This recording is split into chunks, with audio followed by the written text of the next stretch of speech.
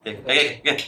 Bismillahirrahmanirrahim. Assalamualaikum warahmatullahi taala wabarakatuh. Saudara, alhamdulillah bertemu lagi kita di channel TV Mistik.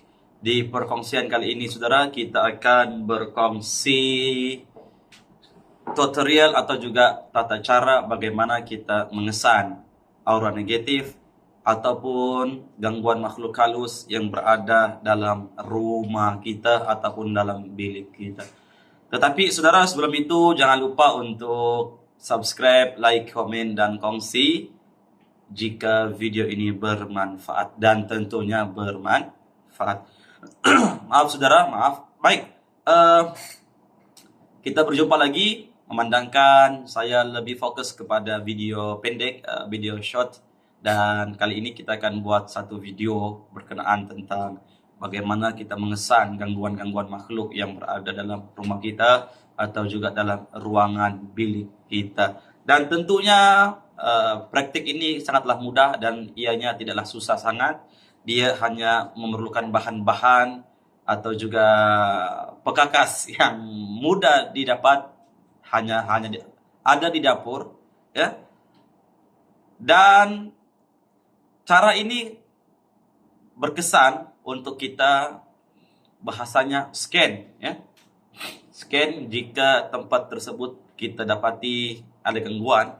Biasanya dalam rumah tersebut susah untuk tidur, sulit untuk tidur, ada berlakunya pergaduhan, anak-anak kerap sakit, anak-anak kerap bangun ketika subuh, dan macam-macam lagi yang berlaku. Jadi seperti biasa video ini, seperti biasa saudara, tugas saya adalah untuk mempermudahkan urusan saudara yang ada di luar sana. Baik, kita terus saja di poin kita dalam perbincangan kita. Kita santai-santai saja saudara. Oke, untuk bahan-bahan agar bagaimana kita mengesan jika ada hantu, ada jin, ada gangguan sihir, saka dalam rumah kita ataupun dalam bilik kita. Dan dalam rumah tentunya ada bilik, ada ruang tamu, ada dapur, ada pembagian.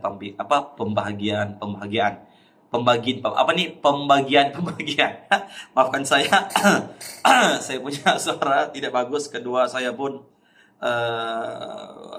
belum ready dalam buat di video, tapi semangat ya, tetap semangat. Oke, dan kita sediakan di sini, kita ada sediakan garam bukit, saudara, garam bukit ataupun garam Himalaya yang terkenal untuk rendaman terapi kaki. Jadi ini kita boleh guna karena ia pun juga adalah garam, ya. Garam. Kita buka. Oke, kalau kita lihat di sini, oke, garam dia berupa warna pink, ya. Warna pink, kita lihat ya. Oke, di screen. Oke, warna pink. Oke. Baik. Dan kita boleh menggunakan juga garam makan, ya, warna putih seperti ini. Oke, kita boleh gunakan garam warna putih, garam makan yang kita buat masakan sehari-hari. Dan kita boleh menggunakan garam warna pink, garam makan, ya. Garam makan. Ini garam makan. Garam bukit juga, cuma ini garam makan. Kalau yang ini garam mandian ataupun rendaman. Kalau ini garam bukit khas untuk dimakan. Dan sangat mudah, sediakan gelas berwarna putih. Sediakan gelas berwarna putih. Dan hanya ini gelas, letak garam ke dalam gelas. Oke. Seperti ini. Oke, agak-agak saja. Sebanyak ini, oke. Nampak? Lalu kita letak di tempat-tempat yang kita rasa ada gangguan. Kita letak, kita simpan di tempat-tempat yang kita, ya, rasa di tempat tersebut ada masalah. Contoh, jika di bilik tersebut ada gangguan-gangguan, maka letak di bahagian bilik, simpan di bahagian bilik, di penjuru-penjuru bilik, atau juga di bawah katil, tempat tidur kita. Oke.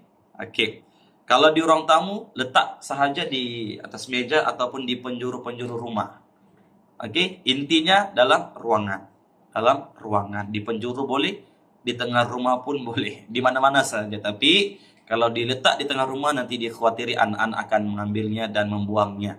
Jadi sebaik-baiknya kita letak di bagian penjuru rumah atau juga di atas kabinet, almari intinya, pokoknya mesti ada inti pokok letak di bagian ruangan rumah, ruangan utama, ruang tamu atau juga dalam bilik tempat tidur. Dan sekiranya tempat rumah kita, bilik kita terdapat gangguan, maka garam ini akan bereaksi, yaitu garam ini akan cair secara otomatis, secara tidak langsung.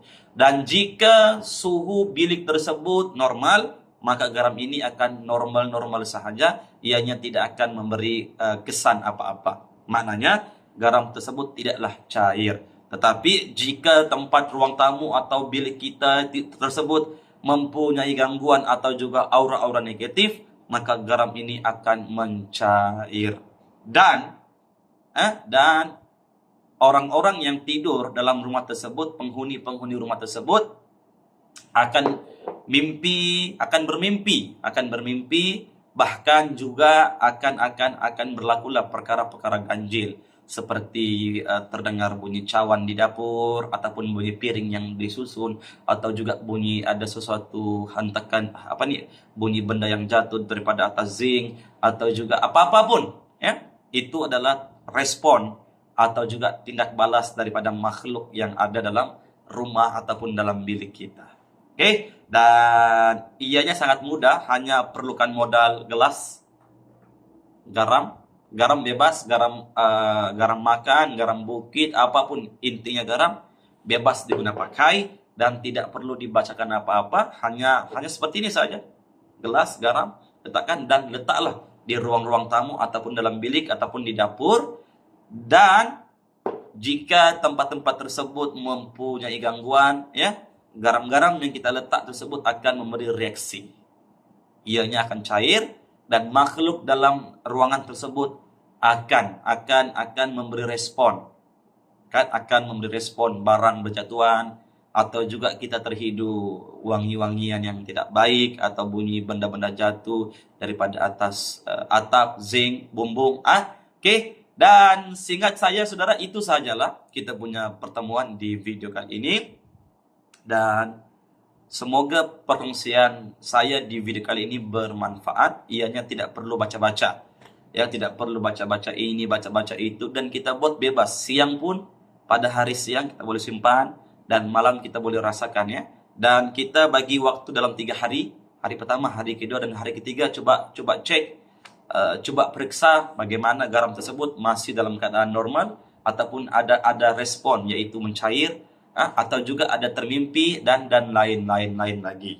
Oke, dan tetaplah semuanya berlaku atas izin dan kehendak Allah Subhanahu wa taala. Kita lakukan, kita usahakan apa yang perlu, dan selebihnya, ya, serahkan kepada Allah Subhanahu wa taala, insyaallah saudara. Dan sampai berjumpa di video seterusnya. Mohon maaf jika ada tersalah cakap, ya, mohon ampun jika ada tersalah cakap, tersebut kata yang tidak baik, mohon maaf dan mohon diperbetulkan dan mohon diperhalusi.